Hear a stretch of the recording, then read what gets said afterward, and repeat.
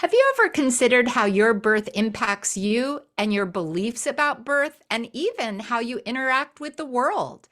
Did your first moments feel safe, connected, and loved?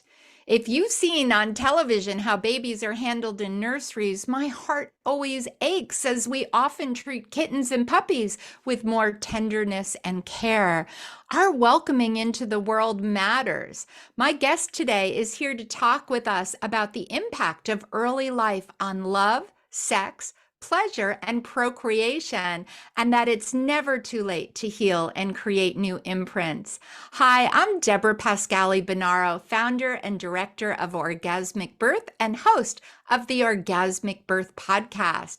My guest today is Nicole Moore. She is a mother, a gardener, a performance artist, a poet, and an outspoken, multi-passionate birth nerd. She has lived on and off-grid intentional community in the forest by the sea for the last 20 years, raising her kids and cultivating a deep trust in birth and life. Her mission is to help women and families know what's possible in birth, why it matters, and to help them access a blissful experience for themselves, along with all the associated gifts and side effects. Nicole knows in her bones that birth can be beautiful because she's one of the lucky ones who had an incredible, undisturbed birth experiences. She draws on these memories of our imprints every day of her mothering life. Nicole's lived experience of birth as beautiful, bountiful, and full of potential as a doorway to healing, along with her 15 years of work with birth imprints via the Birth into Being method, confirms her belief in birth as a tool for conscious evolution. And I'm so honored because we met through her kind of peer and mentor, Elena Tonetti, when we were just making Orgasmic Birth. Birth into Being was so important to me. And so to have you join us today, Nicole, to keep that circle connected is truly an honor. Welcome. Thank you, Deborah. Yeah, it's an honor to be here too. I also remember watching Orgasmic Birth when I was, a young mum and being very impressed with all of the work that you did, putting together, so many viewpoints and really making it palatable for a wider audience. It's a wonderful film and a beautiful contribution. I'm honored to be here. Oh, thank you so much. And I always know for many of us that have gone on to really work in birth, that this becomes our passion. It often starts with our own experience, as you say, our own coming into the world, and then our own giving birth to our children. Could you share just a little bit about that journey and how that led you to do all that you're doing today? Yeah, well, I guess starting with my own entry to life, I'm one of those deep feeling beings that has traversed the edge of that being both a gift and a curse, and struggling to sort of come to terms with how to be in the world when you have, so much capacity for feeling. And so, of course, by the time I was 16, I was looking for, the meaning of life and happiness and no, no, no, no, no. By the time I was, by the time I was 20, I'd hit the road and I was looking at Eastern philosophies and different ways of understanding the world. And I traveled for many years and so on, searching for these answers. It didn't necessarily, it was a lot of brain candy, but it didn't necessarily give me all the keys and clues that I needed to actually find a lasting happiness. And then, of course, by the time I had some good times and made wonderful choices and so on. And by the time I was in my early parenting, I was really being met by my stuff, my stuff that had been kind of come into my life when I was a small child. And of course, there's nothing like parenting to show you that. Where your trigger points are and what your patterns are around, when the going gets tough, basically, when you're sleep deprived, you're having relationship struggles and, you're kind of searching for like you again after giving so much of yourself to your children. And so that's when I, just immediately after having my babies is when I came across Birth into Being and the film Birth as We Know It, excerpts of which are in the Orgasmic Birth film.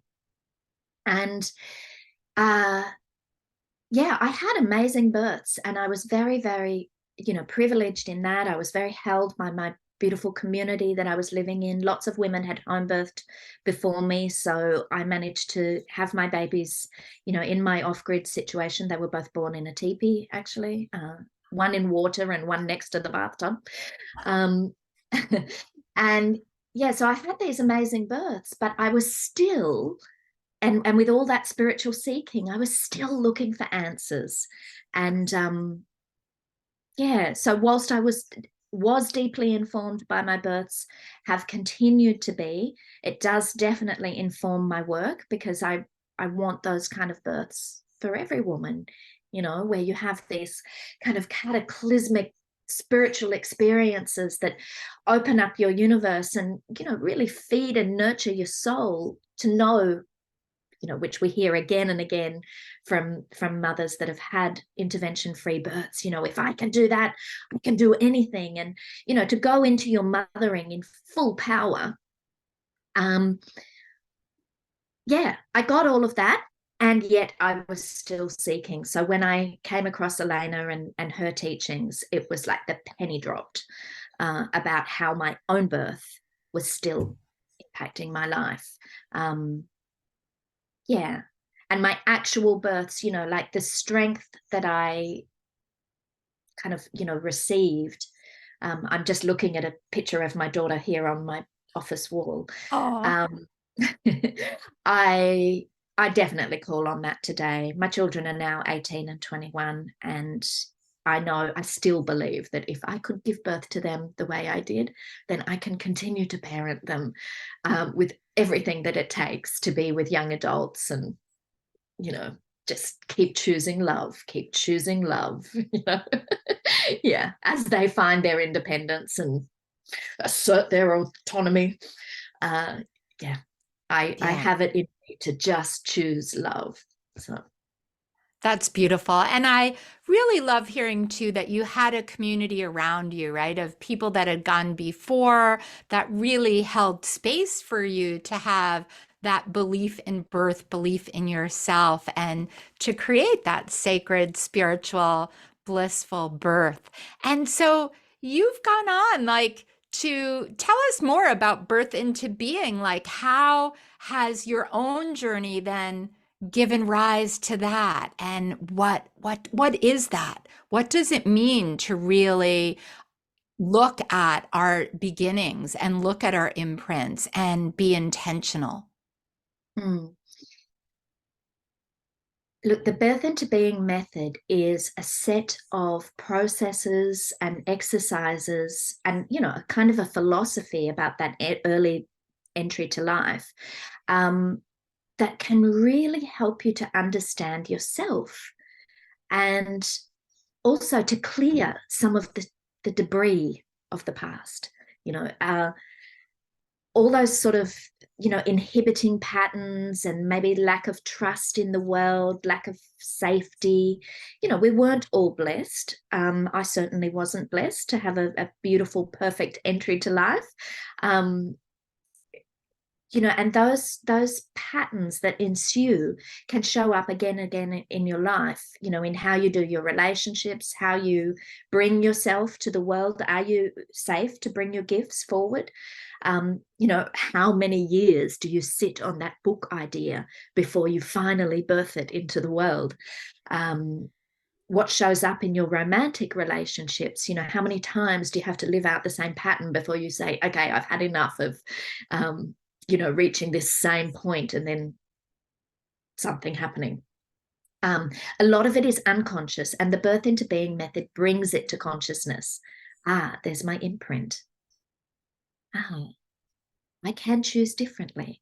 And because we do processes around it, it's not just intellectual understanding of the mechanism of imprinting. There's actually inner work to be done that gives you new imprints that are kind of like parallel experiences for your nervous system. And so then when your old imprint does show up, because it doesn't really go away, you're just kind of spiraling through these different layers of change. When it does show up, you can kind of go, there you are, my old friend. And I'm going to choose something different this time. And because the processes are very powerful, pivotal experiences, sometimes you can, take yourself back with just a few breaths, or, we use a lot of movement in our work, and we use, different keys like words and images that we encourage people to continue to cultivate a relationship with. And you can go back to your keys and use them to choose a new imprint, to say, no, I am safe. I might be having a disagreement with someone, for example, but I'm safe. My opinion is important too.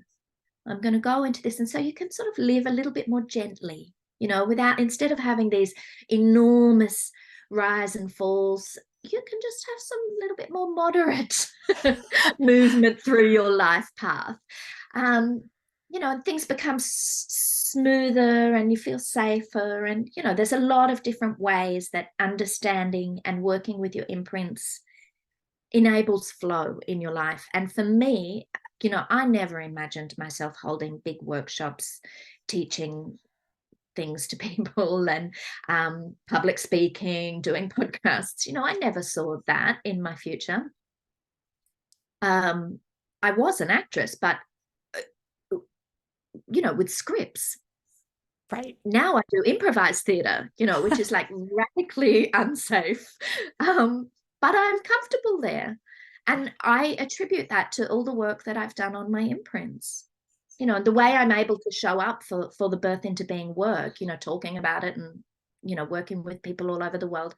I attribute that because to the work that I've done on my imprints. I feel safe. I feel like, this is really important work to share with the world. And why should I let any of my own,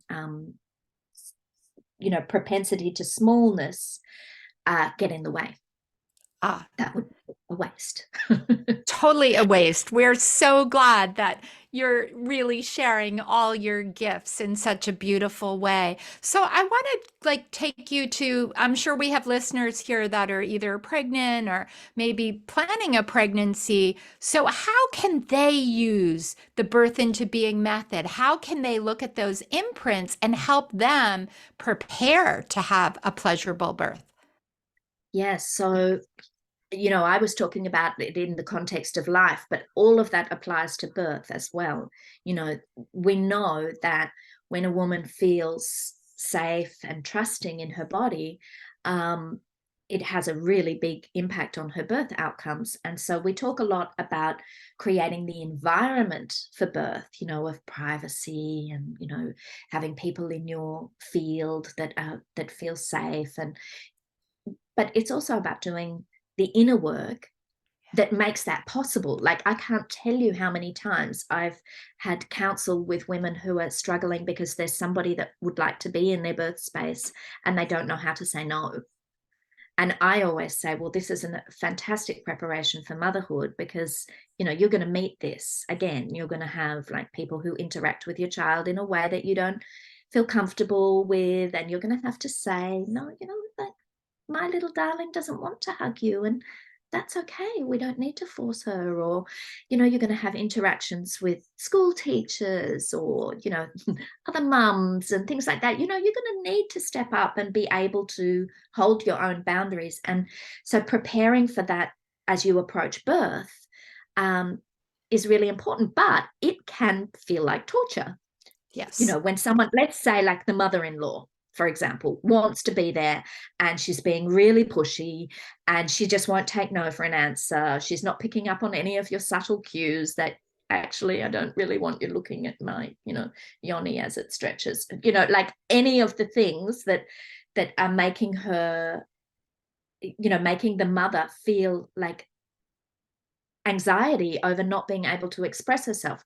This is where, when we go back to our own imprints of life and say, well, how do I find the self-confidence and the self-awareness to say, like, it's okay for me to have my own wants and needs in this situation. And in fact, it's integral to what I'm trying to achieve in my birth. If I want to, for example, have a physiological birth, I am going to require my body to receive cues from my psyche to open.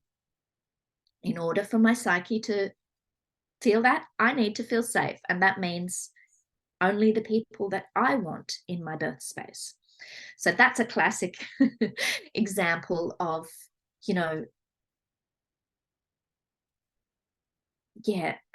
really acknowledging what is there in your past that needs to be healed or looked at or strengthened, nurtured, in order to be able to make the changes that you want for your birth. The other one is around choice of care provider. Like, let's say you've somehow ended up with a care provider that doesn't make you feel safe or comfortable, or is patronizing, or, any of the things. You need to change that Yes. before you get into labor. And then you've got to kind of like find your ovaries to say that, like, I'm sorry, it's not working for me. I'm going to make a change. Maybe you're not feeling the support that you need in your relationship, and you need to ask your partner to kind of step up. These are the things that require inner work before we get into labor. Do you have There's any all story sorts of that things, comes to including mind? birth locations. That's the other one, is that big choice that people have to make around birthing in an institution or birthing at home or in some kind of alternative setting. They might be dreaming of a home birth and maybe not able to make that choice, and it's a big one, because as we see, so many women let that go in their first birth, and then in their second birth is when they say, I'm not going to compromise anymore. I'm actually going to have the birth I wanted the first time. And it's a shame to have to learn the hard way. Sorry, you asked, Yeah. do I So have a story? no, this is like so beautiful. And I so appreciate, Nicole, how you're saying it shows up for a lot of people in just, and you said, have the ovaries. I have to just say, I love that line, because really everybody has to bring their voice and their choices really matter. So, what great preparation to be able to bring that in. But I'm wondering if you have a story of like someone that you might, keeping them anonymous, but do you have an example of someone that might have come in and through working and really looking at their imprints and, as you said, finding that healing and kind of reframing, was able to really use that in making different choices? Oh, absolutely. So a recent client of mine who I was working with online in one-to-one sessions, throughout her pregnancy, she had such a journey of having an overly medicalized first birth, coming from a family where her mother was a nurse, and there were some doctors in the family. And so, she wanted to have a home birth, but as things progressed, there was this risk factor and that risk factor that actually turned out, as it sometimes does, after the baby is born. It's like, oh no, baby was good size, it's nothing to worry about. But she had ended up in the hospital system and having an overly medicalized pregnancy, where she was getting tested every other week, and it really disturbed her peace of mind. So all of that showed up in the birth as well, and she was, kind of devastated. She had a fine outcome. It was still a physiological birth that she had been aiming for. her sense of well-being throughout the entire pregnancy and in the labor itself were not, it wasn't present. She felt disturbed and ripped off, by the time she'd given birth. And so second birth, she was adamant it's not going to happen.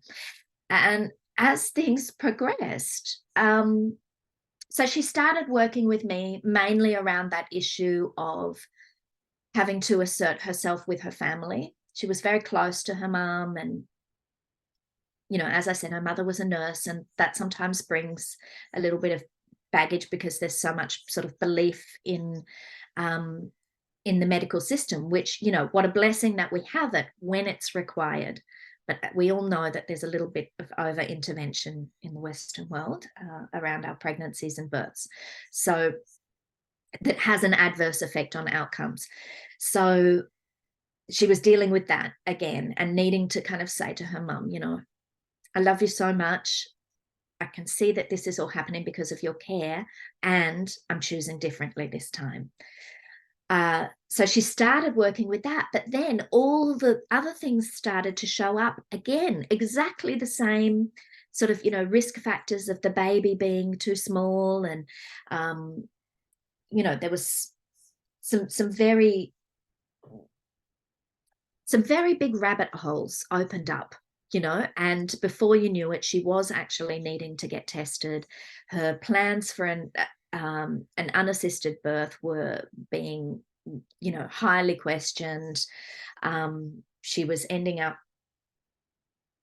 needing to really assert herself and hold boundaries around what type of care she was receiving. And it was just like a classic heroine's journey of, there is these rabbit holes, there are these dark spaces opening up, there is this, need to start researching about this condition that she was presented with, which was all around the size of the baby. And it turned out not to be true at all, or rather she got the warnings and she mitigated it, like she was eating macadamia butter, she went on to organ meats for her iron absorption, she was on bone broth instead of cups of tea, reducing all her sugars and caffeine so that she could absorb any of the nutrients that she was taking in. Her relationship had to shift around the care of the elder child so that she was getting adequate rest. And she, it was just this heroine's journey of like reclaiming her need to prioritize herself. Yeah. And it was beautiful. And she ended up having a beautiful home birth with support. Her partner is, on board, and the whole relationship has shifted into one of kind of, much more shared responsibility. She's in bliss now. She's in postpartum bliss. And she is absolutely feeling, that beautiful healing of the previous experience as well, because she used those transgressions, shall we say, and transmuted it into part of her journey towards empowerment. And she will go on to now be the mother of two that can truly hold her children. And it's beautiful. And her partner is coming to my workshop here. I'm doing a local workshop, and she's sending him along, or rather he's choosing to come, because he's seen the amazing work that she's done, and he'd kind of like to work on some of his stuff. So that's a happy beautiful story. So thank you, because that really brings it to life, right? Really hearing how someone, and it impacts her partner and her children, that doing this work is so pivotal in your birth and your postpartum and your life. And I have to read this too, because you and I have definitely a shared affinity for pleasure, right? And you wrote, pleasurable birth is an opportunity to optimize a baby's neurological capacity for pleasure through oxytocin exposure. It creates ease in postpartum and more joy for everyone. Can you talk about that? I always love talking about how pleasure in birth really serves us. Yeah, so as we know, our baby's brains and entire nervous system are being formed while they're in utero. So the more that a mother has that experience of being safe and held in the world and feeling lots of pleasure and joy in the pregnancy herself, she is actually giving that to the baby. And the wonderful thing is that the baby is taking that in, and forming their neural pathways. It's actually creating the pathways and the development of the, of oxytocin, which is both a neurotransmitter and a hormone. The development of that is happening in response to what the mother is feeling. And so if she spends her whole pregnancy, tight and stressed and not feeling pleasure, and in fact feeling lots of cortisol and fear running through her system, cortisol being the hormone of stress, the baby is going to have more affinity with that. But with the pleasure, it's like, they learn how to kind of create that in their own bodies. Their brain is more suggestible to that than to stress. And so that, of course, is a kind of a feedback loop that goes from mother to baby, from mother to baby. And it's like that again in the birth, if the mother can feel safe and, let go into the pleasure that is there. Because, as we know, it's such a peak experience, so many different layers of opening, and, not just physiologically, but psychologically as well. I spoke earlier about having these transcendent spiritual experiences. That feeds the soul in such a beautiful way. And then that goes through into the early postpartum when there's all that, baby gazing and incredible connection where, I was definitely blessed to experience many moments of just looking at my babies and feeling such like a rush of love and oxytocin, and to know that, this is what I'm giving them, and they're giving me, and it's just this beautiful, beautiful feedback loop. And, I would much rather imprint my children with that than with, fear and anxiety and stress. And and it can go into, their early childhood and all this playful joy.